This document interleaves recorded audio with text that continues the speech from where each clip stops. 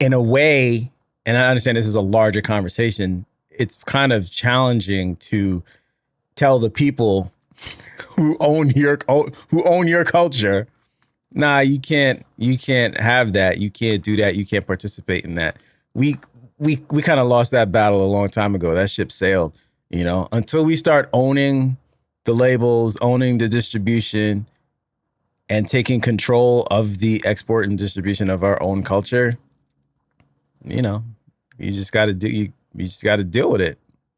Sounds crazy, and I'm not defeated in any way, shape, or form. I'm just saying, like, that's the reality of where we are, and let's accept that, and then we can move forward. But that's the premise that we have to move on from.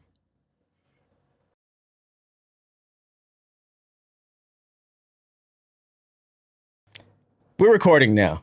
All right, so that's it. Now we're going to talk about this. Welcome to Products of Circumstance, everybody. I'm Ken Fenton Joseph. This is Ken Skeen. How you doing, Ken? I'm doing great. Great. And we're going to get right into this because we were just having a conversation without recording about something that I think is pretty important to talk about. So I'll rewind a couple minutes. So I went to play basketball last night with somebody that I know that invited me to play ball with them. And it's at the, I don't need to say where, but a local community center. I get there and I'm the only black man there. It's a men's basketball kind of league, whatever. I'm the only black man there. Lace up, about to get on the court, and the guy who invited me starts playing music. He's setting the playlist for the night, I guess. And it's N-word, N-word, N-word, N-word, off right from the jump. And I'm like looking around like, is anyone else offended by this? Does anyone else have a problem with it? Nope, nobody else seems to have a problem with it. Just a bunch of white guys listening to hip hop.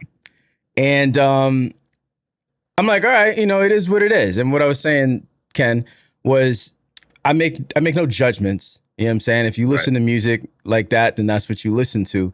And we know, like, analytically that white men are the primary consumers of hip hop and have been for a long time. I'm not sure if that number's changed as 2023, but probably not. And so whatever, and I'm a grown up. You know what I'm saying? Profanity is not going to make my ears fall off. But that word in particular is not something that I want to hear all night long. And I was saying that I think it's culturally insensitive and maybe lacking decorum to invite a black man into your white space and then play music with the N-word all night long. So tell the folks what you were saying about. All right. So what I said was, with the I guess not the flip side, but the other side of the coin would be the ignorance of it. So when I use the word ignorance, I'm saying the uneducated. So there a lot of them are not educated on the whole sense of it's a word that we're trying to get out of our community.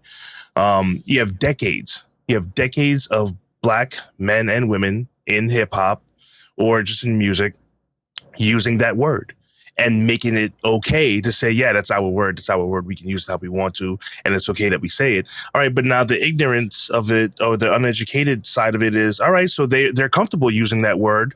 Maybe he likes this kind of music, and not in like a defense of who you were surrounding yourself with yesterday, but maybe in the whole of they were trying to accommodate you and saying, he probably likes this kind of music. It's not, again, the ignorance of it. It sounds almost like, wow, really? Can people be that stupid?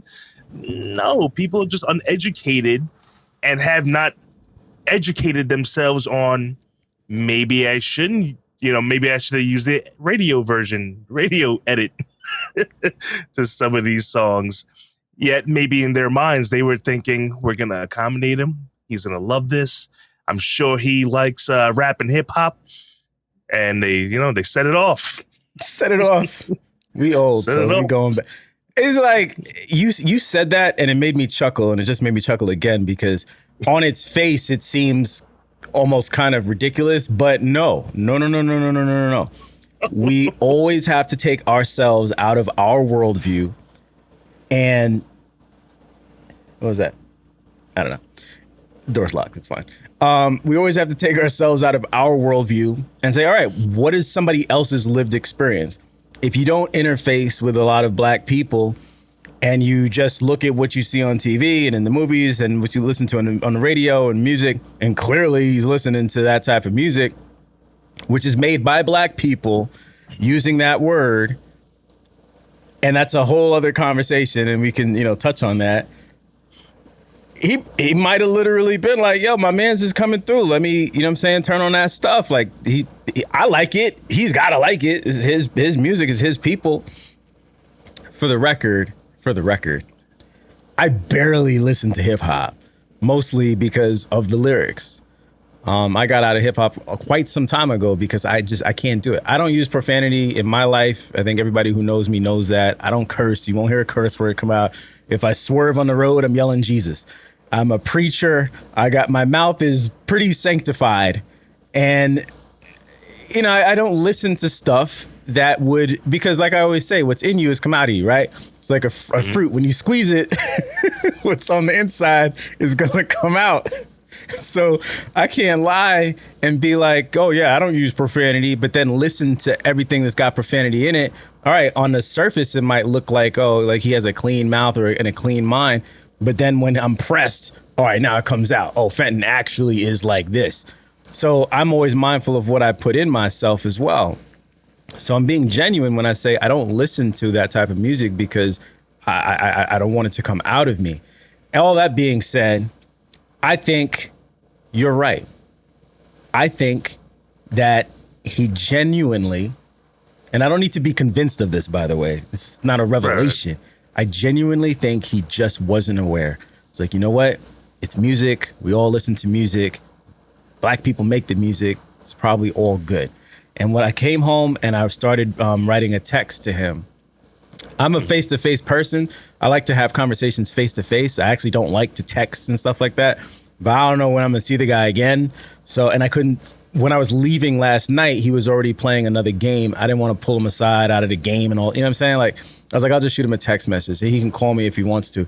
Anybody who knows me, I like to talk on the phone. If I have something that needs to be communicated, I'm going to pick up the phone and I'm going to call you. I just think that that's the right way to handle things. It's the manly way to handle things. Just come see me and we'll address it. And so I showed it to my wife just to make sure there wasn't any emotion in it, because it doesn't need to be an emotional thing, because he's not a mind reader. And this is a lesson for everybody. People around you are not mind readers. They don't know what's going to offend you and what's not. You have to establish your boundaries. It's up to you to tell somebody, this is something that I don't like. This is a threshold for me. This is a boundary for me. And then if they cross the line, then you punch them in the face. No, just kidding. Then if people cross the line, you can address it and be like, hey, listen, we talked about that. Like, that's not cool. It was the Dave Chappelle show, the habitual line stepper, right? It's like, you're always stepping over my lines. So I don't have any problem with the guy. I'm not going to be emotional and be like, yo, you was playing that music and I don't like that you offended me and blah, blah, blah. I'm like, no, listen. You don't know what bothers me. I'm going to tell you what bothers me.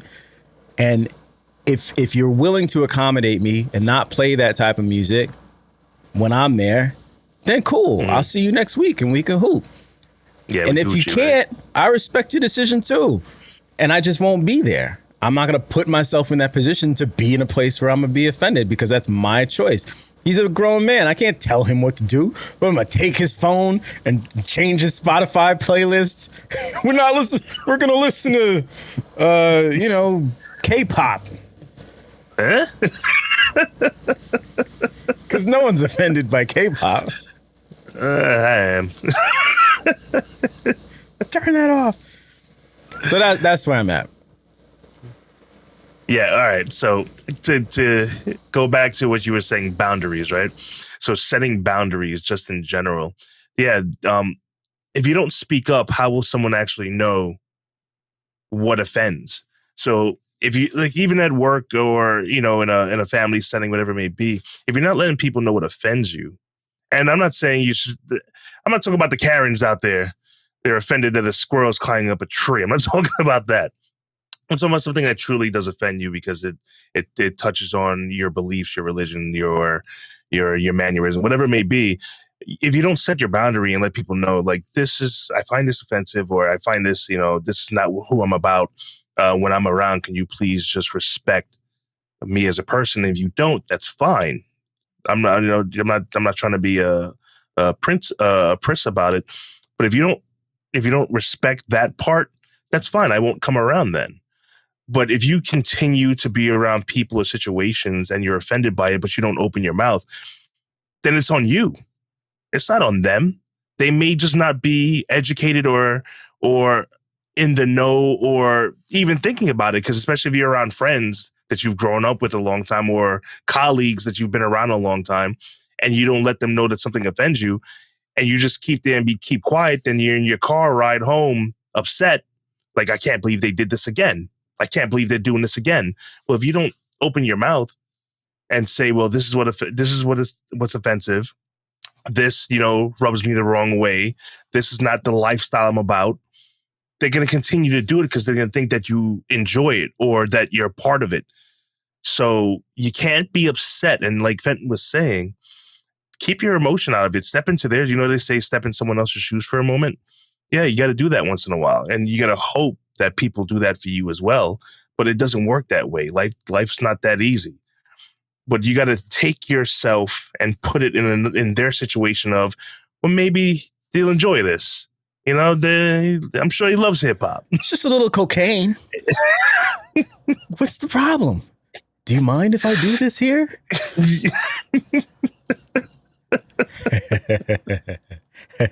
Just don't get it on me, okay? Just get that stuff off me. This is all about personal development and the stuff that we talk about on our personal development journeys through life to be where we are today, to be able to have the maturity to say, you know what? If I'm bothered by it, I don't need to be around it. And to not try to force your agenda and your desires on somebody else, or to force your expectations on somebody else, because you can't expect other people to behave the way that you behave, respond the way that you respond, see the world the way that you see the world. That's unfair. It's not fair to people. So y'all, the most mature thing that you could do is to just have a constructive conversation, hopefully constructive conversation. Don't put any expectations on how it's going to be received. Obviously, watch your tone. You don't want to come off crazy to somebody. But I think that goes back to, what are we actually... So many images just popped in my head. Wu-Tang. When keeping it real goes wrong. I had should be sponsored by the Chappelle Show. I remember a situation at work where this kid, he was a young man, a white guy, he said something to me about, it was something related to Wu-Tang. That's why I'm laughing, because you said that. And it was like a Wu-Tang reference or something. And I was like, gosh darn it, what was the context? It was something where it was flipped. We're almost like he was like wearing like a Wu-Tang shirt. And I was like, I didn't know what song he was talking about or whatever the case was. And he was like, he had this expectation, presumably because I'm black, that I'm supposed to know like every Wu-Tang lyric. You know what I'm saying? Like, no, I didn't listen to that album. Dog, I don't know what you're talking about. Like, you're talking a language I don't even understand. And again, should I be offended by that? No. He's wearing a Wu-Tang shirt. He likes black music, and he sees a black guy, and he's like, "Hey, man, maybe he knows what I'm talking about. Maybe he's down with what I'm down with." I'm not gonna be offended by it. I can feel however I want to feel about the guy and make whatever judgments in my mind, but they don't necessarily have to leave my mouth, and I don't have to act on them, So. I'm gonna send him a text message. I'm gonna send that. White men, like you were saying before, white men are the ones that keep the industry going because, like Dave Chappelle said, yeah, you're right. We should call Dave. The black community was buying out the back of a trunk, buying cassettes and CDs at the gas station, while the white community, the ones going to the concerts and paying full price at the store. So you can't put it aside that the white community is the one that keeps hip hop and rap paid. That's right. There's no separating. And the executives behind the scene, maybe not so much now, or you have the black community stepping up and becoming the producers and the owners of these companies. But the head label directors, those are all white men profiting very heavily on rap and hip hop. On rap and hip hop. So you can't put it aside that they're part of the culture as well.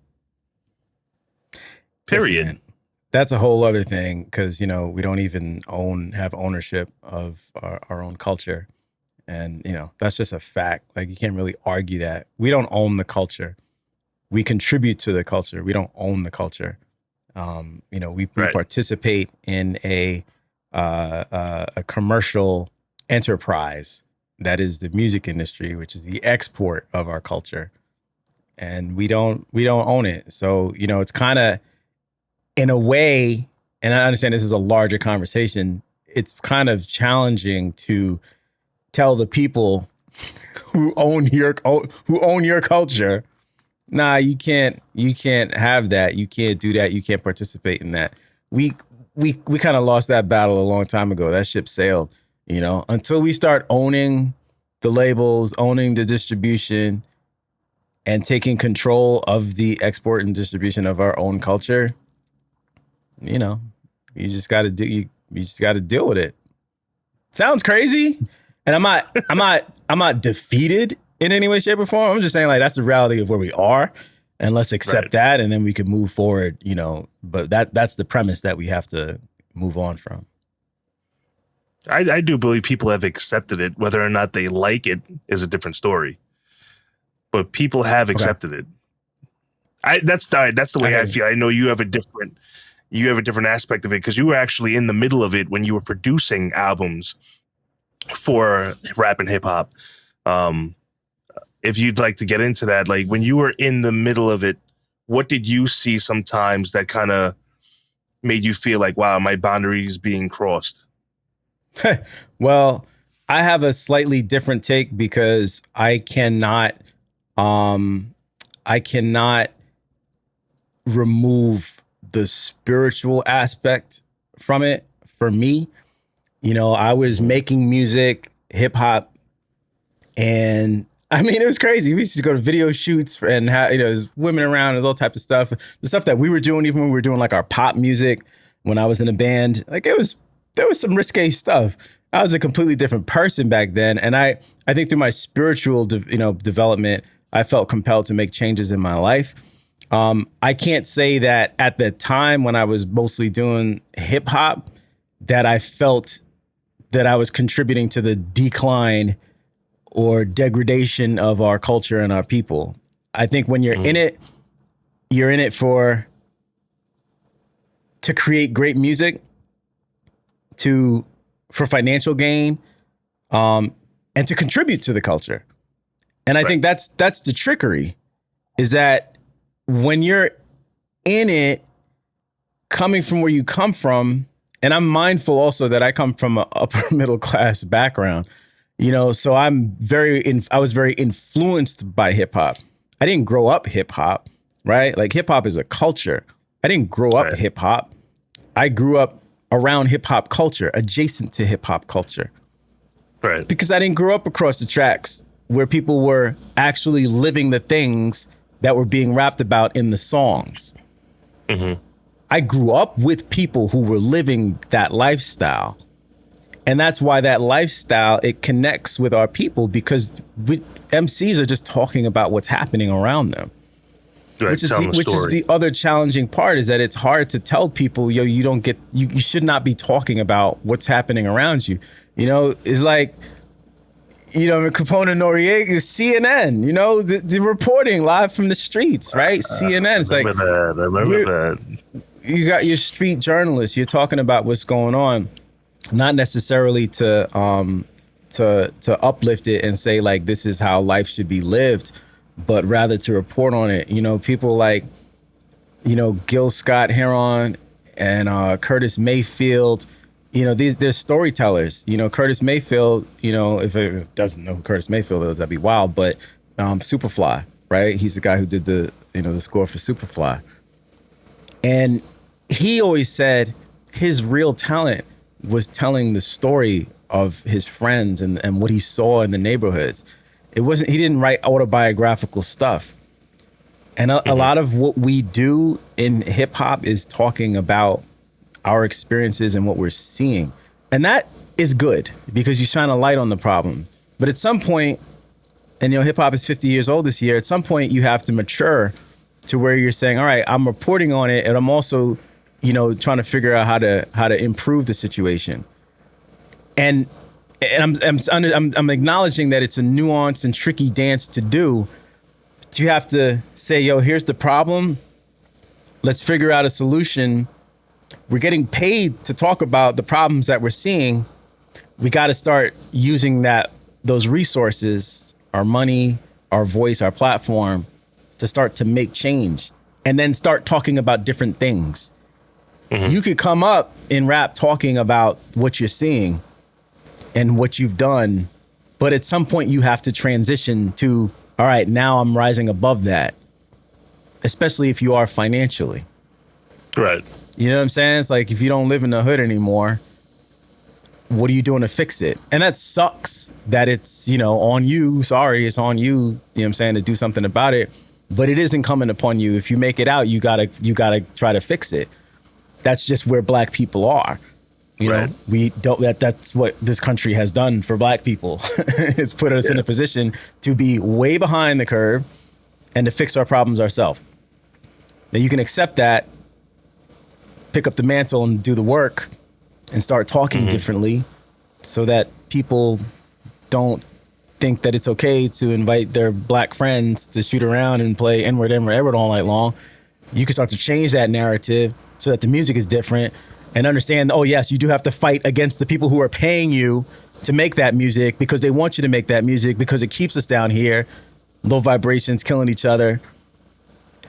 And then you start to realize, oh, I have to be in control. Right. Because they're not going to let me make the music that's going to uplift my people. You know what I'm saying? So it's a lot of consciousness, it's a lot of intelligence, it's a lot of wisdom. And I think, I feel like the OGs, they get it, Nas and Hove and 50 and everybody, like, they get it. And they got the blueprint. They're showing us. And, there's plenty of issues one could take even with the content that they have. But I do believe, don't throw the baby out with the bathwater and try to see the forest for the trees. There's wisdom there that we can grasp onto to try to help ourselves in our situation as a people. Yeah. I like that. That was very well said. Good wrap up, actually. No, but seriously, I'm going to touch on one point when you said, the old cats are doing. I don't think it's reported enough, but you do see it because social media kind of just makes the world a lot smaller. The internet makes the world a lot smaller. You are seeing some of these old cats really buying communities right now and helping out and creating schools and creating organizations. A lot of them are the ones that have the money and made it out the hood, and they told their story. You have 50. He has the most streaming shows ever created by a Black person. Like, I was reading an article about that for all the shows he's been creating. You have people like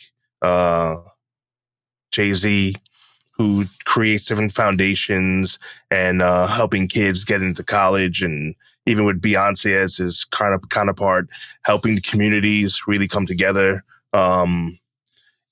There's other artists out there like buying up houses in communities and redeveloping them for Black people that live there, building new schools, helping to build hospitals, helping to build community centers so that these kids have somewhere to go and not just sitting on the street corner. Now you have somewhere to play basketball, skateboard, do whatever, just be out of the hood atmosphere or mentality that we're, pretty much directed to. Well, this is who you are. You should do this. I'm not saying that's everyone, but it happened.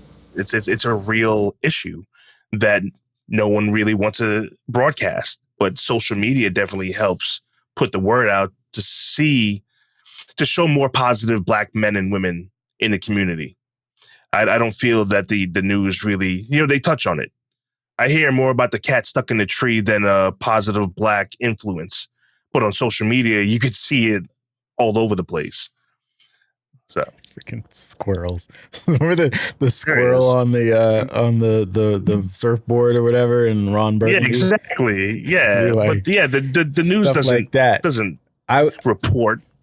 There wasn't a lot of coverage on the sisters, the sorority, the AKAs. I think they were AKAs. I know AKAs. It's like the Bayhive or whatever. Beyonce's, they'll come after you. So I don't want to get it wrong. But the Pink and Green, I'm pretty sure it was them that had the credit union. Like they made their own creded union. Oh wow! Like that's amazing. That's phenomenal. That's beautiful. And there was like one video, one news story about it, bro. Let me see. AKA credit union, because I want to make sure I'm giving credit to the right people. And of course, I got my VPN on, so it wants to know if I'm a robot. Yeah, FMO, Alpha Kappa Alpha Sorority. They have their own credit union, Black-owned, woman-led, sorority-based digital banking financial institution, the first one in history. That's a big deal, but you probably find more stories on the news about a cat being saved by a fireman than you will about Black women starting a credit union. Yeah. That's crazy. So to your point, and I'm so glad that you said it, we are out there doing the work. And there is a lot of change, you know what I'm saying, even in hip hop. And we're using the resources for the right things. I would just say, I would like to hear more and more of that in the music and in the visuals as well, because the visuals matter as well. And just completely switch over from this negativity, you know what I'm saying? And, hating on each other and being violent towards each other and all this other stuff. And just, I can think of a lot of words that rhyme with union and credit. You know what though? I do feel there's more positive music out there, what's considered underground, because the high execs don't want that being released. And you hear musicians talk about it. You hear, other than Black, you hear white musicians, Hispanic musicians talk about how the executives didn't want to release these tracks. We want to release these ones. This is what's going to make your money. And then the radio stations are paid heavily to play that song every 5 times. Because we hear the same 15 songs on the radio. I don't care if you turn on whatever you listen to, whether it be country, hip hop, R&B, pop, it's the same 15 songs over and over, because the radio stations are just being paid by the executives to play the same tracks over and over and over. Even at the club, those guys are paid to play the same tracks over and over and over. So we're not going to hear a lot of what they consider underground message music. They don't want to release that. And the people have spoken. That's what they want to hear. People want to hear the music that sends a message, not just the rah-rah of nonsense that's just out there. It sounds like a bunch of nonsense out there. It's really not. There's a lot of good music still out there. You don't hear it on the radio. You don't hear it. Just like the news. And the radio is just like the news. It's like TJ Maxx. That's my rant. It's like a TJ Maxx or something. It's like, you got to dig a little bit, you know what I'm saying? But there's like a really dope shirt somewhere in those thousands of shirts that are on the racks. You just have to do a little bit of work. It takes a little bit of effort. But if you're seeking also, you know what I'm saying? Like, what you're seeking is important. Like, what are you looking for? You know what I'm saying? Like, we certainly shouldn't, not saying that you are, but like, we have to take accountability and not just blame it on the powers that be and say, well, this is all that we're being fed. It's like, one, you don't have to eat it. You can choose not to consume. And, we're not so great at that. We got to work at that. Collectively saying, we're not going to consume. We're not going to, you can always fight with your dollars. You can vote with your dollars. And, you know, you can support the artists that are putting out, you know what I'm saying, the stuff that you like, even if it's not mainstream or easily accessible. Like you might have to go on Bandcamp. You might have to, you know what I'm saying, like hit an extra link or two and verify your email address. And you might have to do that. But now you have an album of music, you know what I'm saying, that you really enjoy, that's giving you the message that you want. You can go bump it and put people onto it. It's ease. You know, it's convenient to just turn on the radio. Oh, well, this is what they're playing. So I'm just going to. I remember working at a job and they would just play what was on the radio. And somebody would have to come in and be like, yo, can you put on something else, please? Like they've been playing the same thing for, you know, the past 3 hours. Oh, yeah, right. It's like he woke up out of a stupor. Oh, yeah, right. No, let me change it. You know, that's how we are. It's just convenient. All right, fine. But do you care enough to do a little work? Right. You know, we all have to make that decision for ourselves. And the proof is in the pudding, you know. You have pudding? We almost always have Jell-O pudding here. Oh, man. I love pudding. Almost always. I love pudding.